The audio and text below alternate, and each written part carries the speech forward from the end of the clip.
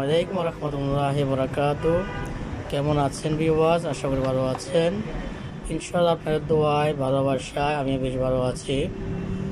আজকে যে বিষয় নিয়ে আলোচনা করব তা হলো তদবির, তাবিজ এবং রুকিয়া।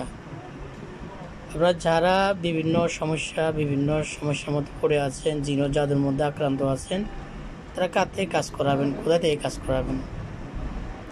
এ লাইনে যারা কাজ করে রুকিয়া এবং জারফু, তাবিজ, তদবির, এসব কাজগুলো যারা করে তাদের মধ্যে 100%-এর মধ্যে 90% লোকে হয়েছিলেন ধোঁকাবাজ, দান্দাবাজ। ঠিক আছে, অবশ্যই আপনারা যাচাই বাছাইয়ের মাধ্যমে কাজ করাবেন।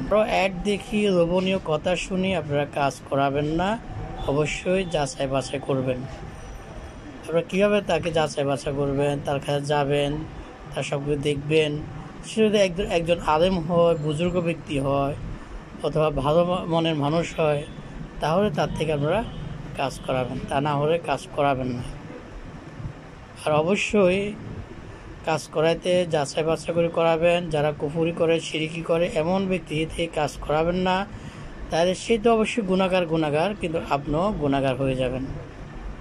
যারা কোরআন হাদিস ভিত্তিক তদবির, আমল এবং রুকিয়ার কাজগুলো করে, তাদের থেকে করানোর চেষ্টা করবেন।